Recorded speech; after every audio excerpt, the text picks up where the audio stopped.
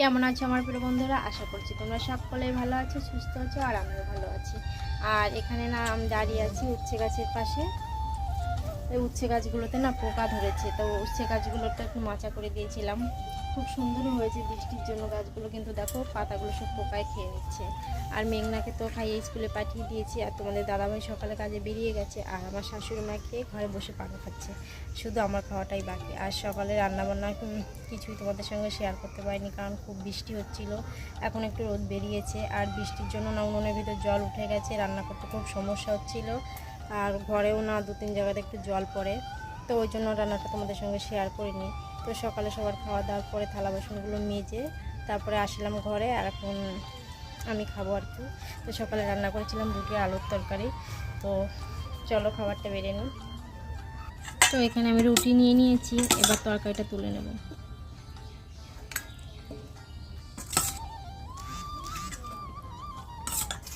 একদম কোনো মশলা ছাড়াই তরকারি। আর আজকেও না কালকের মতোই সেই একটু গরম জল বসিয়েছি জামাকাপড় কাচবো বলে। দেখো তারপরেও মেঘ করেছে, সকালে একটু বৃষ্টি পরে রোদ উঠেছিল, কিন্তু এখন আবার সেই মেঘ করছে।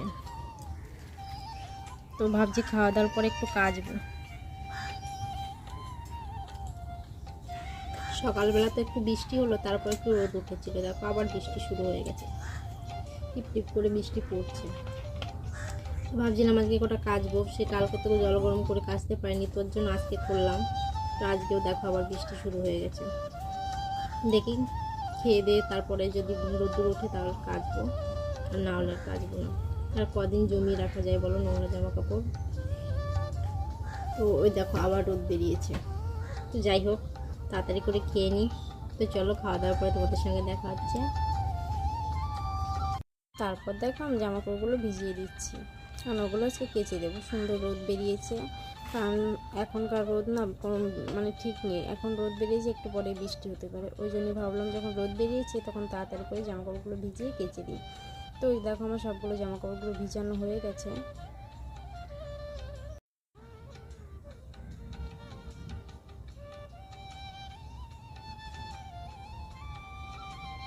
তারপর দেখো আমি চলে এসেছি কাপড়গুলো, ভিজানো কাপড়গুলো নিয়ে কলপারে।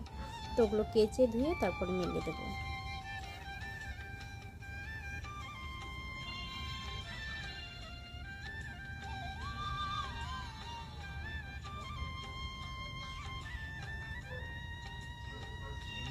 কাপড়গুলো কাচা হয়ে গেছে, এইবারে যে আমাদের রাস্তা পাশের দড়িটা আছে ওই দড়িটায় মেলে দিচ্ছি।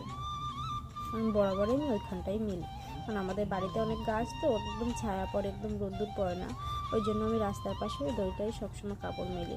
আর শীতকালে তো একদম রোদ্দুরই পড়ে না আমাদের বাড়িতে, তো তার জন্য ওখানে দড়িটা টানানো, 12 মাসই ওখানে কাপড় মেলি।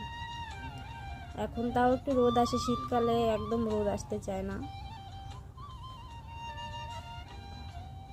তো বেশি কাচিনি, একটা বেড কভার, মনার 2টো জামা, আর একটা গামছা, আর একটা রুমাল। রোদ্দুর দেখে তো জামা কাপড়গুলো কাচলাম, কাচার পরে দেখো কটা জ্বালানি মেলে দিয়েছি, ভালোই রোদ বেরিয়েছে। এরকম আজকের দিনটা হলে তো খুব ভালোই হবে।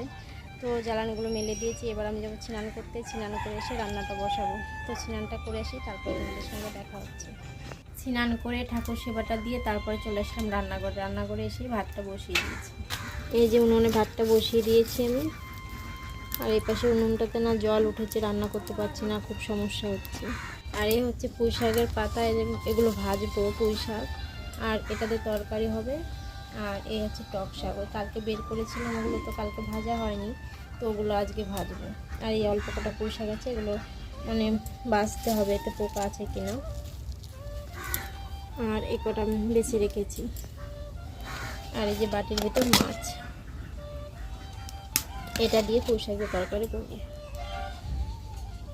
সেই যে আমার ননদ এসেছিল, এই পুঁই শাকগুলো নিয়ে এসেছিল, তখন এই পাতাগুলো একটু ছাড়িয়ে ডাটা থেকে ছাড়িয়ে ফ্রিজের ভিতরে রেখে দিয়েছিলাম। তো তখন তো আর বেঁচে রাখি নিজের ভিতরে কিছু আছে কিনা, পোকামাকড় থাকতে পারে, ওই জন্য ওগুলো পরিষ্কার করে নিচ্ছি, তারপরে ধুয়ে কুচিয়ে নিয়ে।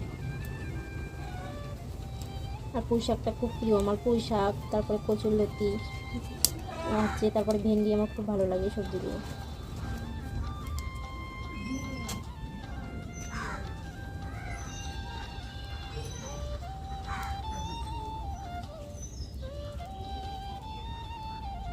ভাবলাম একটার মধ্যে রান্নাটা বসিয়ে দেবো, তো পারলাম না, দুটো বাজতে যায় এখন।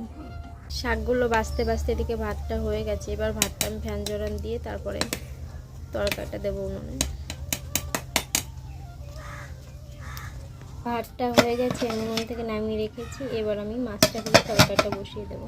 এদিকে কড়াইটাও তেতে উঠেছে, মাছটা ভেজে নেবো এবার।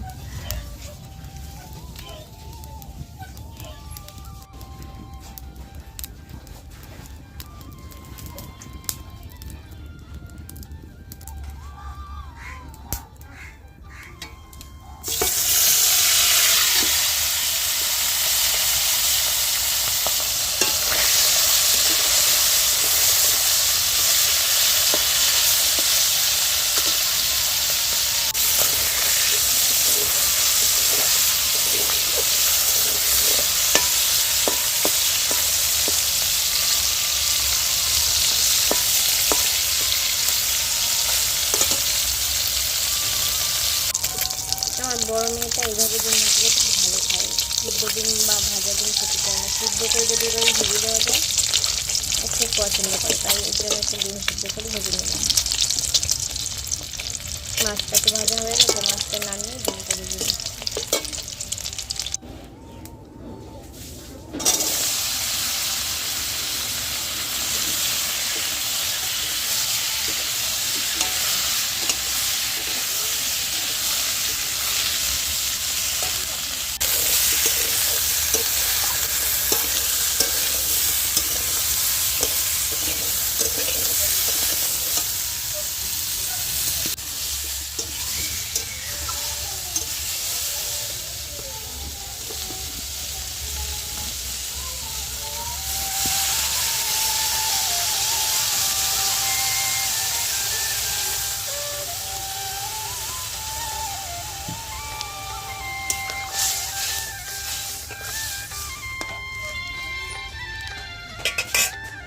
তরকারিটা আমি নামিয়ে নিয়েছি, এবার সম্বরা দেবো।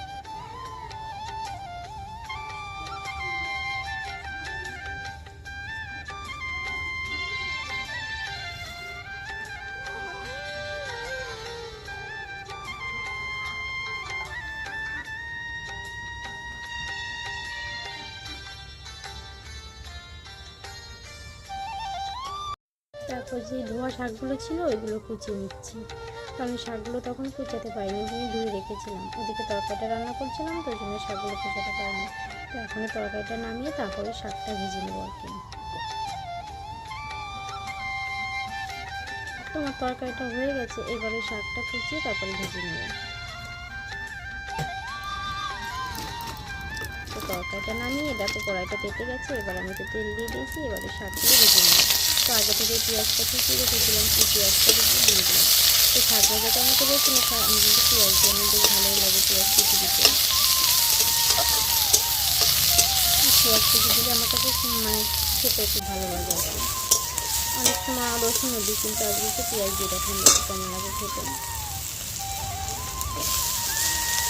এই যে পেঁয়াজের কাঁটাগুলো কুচিয়ে রেখেছিলাম ওইগুলো এবার কড়াইতে দিয়ে দেবো। তো অনেক শাকই মনে হচ্ছে, কিন্তু একটু পরে কমে যাবে। শাকগুলো ধোয়ার পর একদম সুন্দর হয়ে গেছে, মানে আগে কেমন জল করতে শাকগুলো তো কেমন শুকিয়ে হয়ে গেছে, তো কেমন একটা শুকিয়ে গেছিলো পাতাগুলো।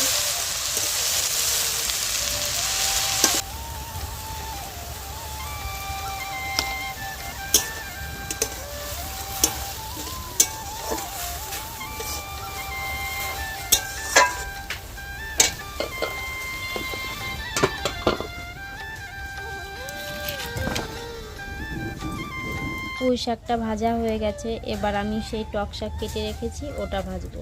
তো টক শাকটা কালকে বের করেছিলাম ভাজবো, যেহেতু তো কালকে ভাজা হয়নি, তো আজকের জন্য ভাজবো কেটে রেখেছি। তো এগুলো একটু বড় করেই কেটেছি, কারণ এগুলো উনুনে দিলেই গলে যায়। আর এদিকে আমার কড়াইটাও গরম হয়ে গেছে।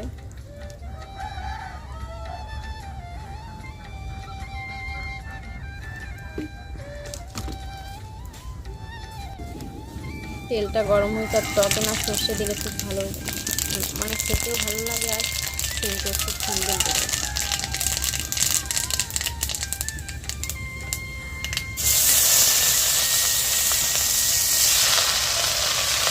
আমার মেয়ে খুব ভালো খায় টক।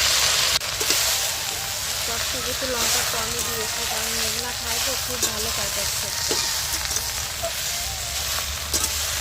আর এই দেখো এক দুই শাক একটুখানি হয়ে গেলে একটু পরে লবণ দিলে আরও কম দেবে।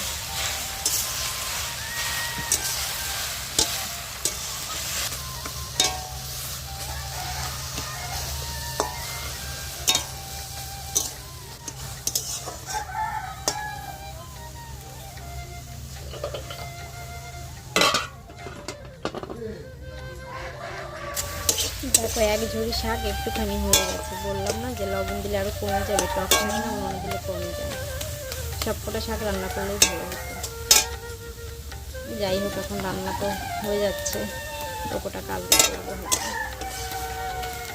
তোমার সব রান্না হয়ে গেছে, মেঘনা স্কুল থেকে চলে এসছে, তো এখন খাওয়া দাওয়া করে নেব। তো দুপুরে রান্না বান্না তো হয়ে গেছে, আর এর মধ্যে দেখো আমার পুষ্কুসোনা বাড়িতে চলে এসছে আজকে। কেমন ঘুরলে যেতে পারি? কালকে দাদা গেম ডিলিট করে দেবে না না দেবে না, তুই তো করে দাও না। যাও। তুমি আবার যাবে যেতে পারি? হ্যাঁ কবে? না শোনা তুমি আজ যেও না। না আমি চলে আসবো। তোমাকে ছেড়ে আমার খুব কষ্ট হয় তো। তুমি কালকে আমাকে বকলে কেন? আমি আর বলবো না, সরি মা। কালকে আবার বকবো। না না আর বলবো না। তো রান্না কী কী করেছি সেটা তো তোমরা দেখলে। পুঁই শাক দিয়ে তরকারি করেছি, পুঁই শাক ভেজেছি, আর হচ্ছে টক শাক। সবকটা রান্নাই আমার খুব পছন্দের রান্না। তো আজকের ব্লগটি বেশি বড় করছি না, তোমরা যে যেখানে থেকো সকলে ভালো থেকো, সুস্থ থেকো। দেখা আছে পরবর্তী ব্লগে। টাটা করো না, টাটা টাটা সবাইকে।